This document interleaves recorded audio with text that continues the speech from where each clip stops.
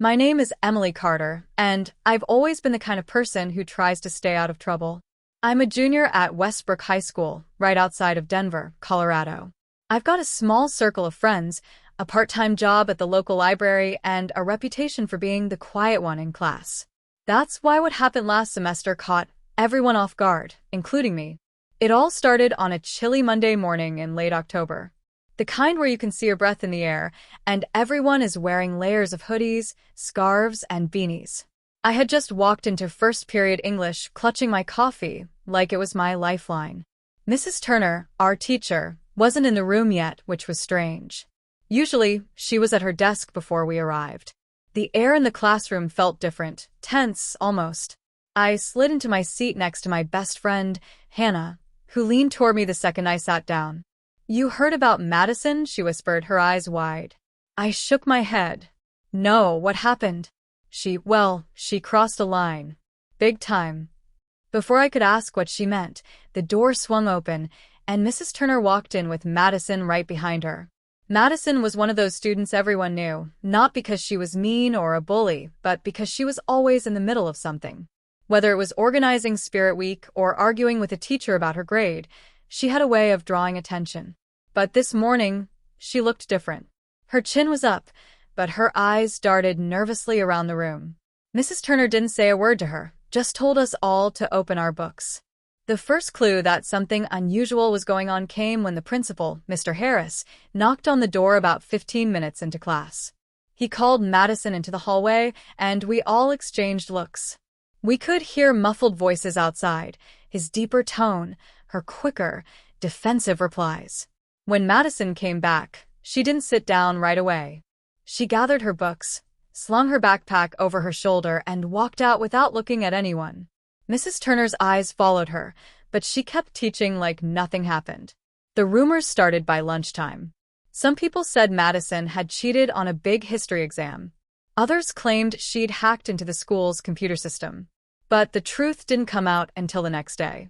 We were all sitting in the cafeteria when Hannah pulled out her phone and shoved it in front of me. "Look," she said.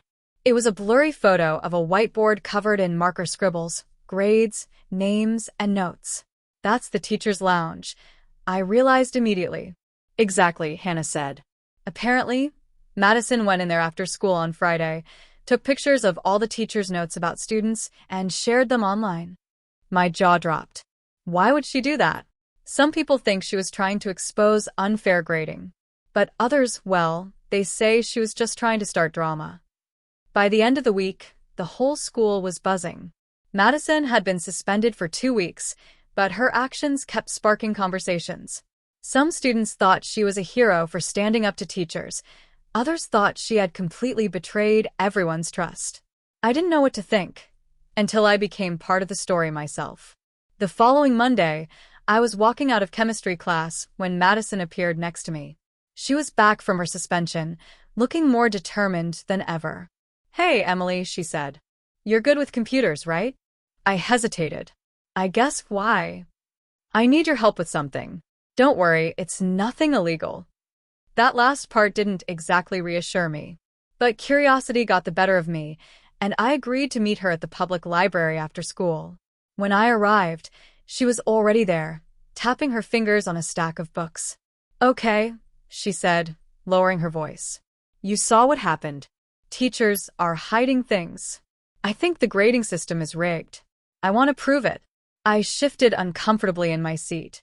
"Madison, you've already been suspended. If you do something else, they might expel you." She leaned forward. "I'm not asking you to break in anywhere.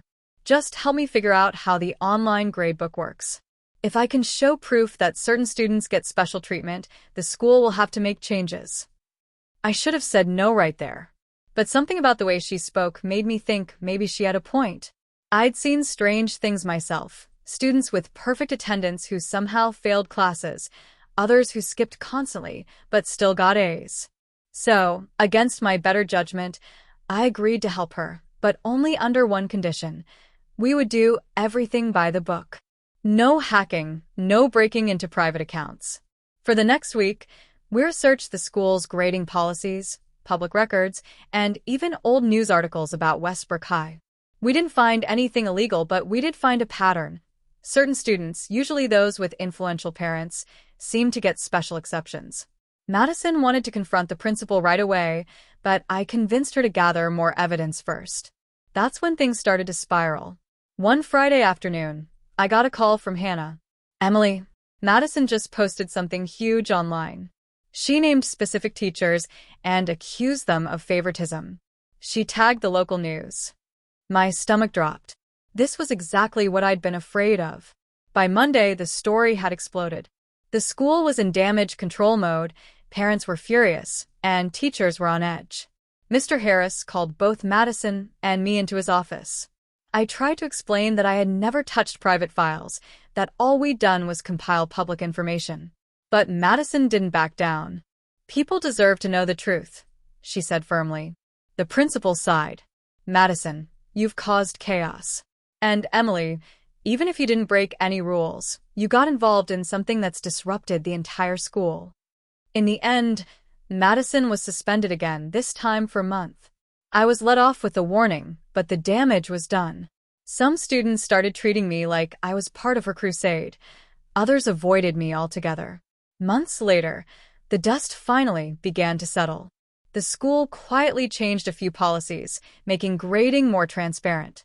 Madison claimed victory, even though she never officially came back for the rest of the year. As for me, I learned a hard lesson. Doing the right thing isn't always black and white. Sometimes, even with the best intentions, crossing a line can have consequences you never expected.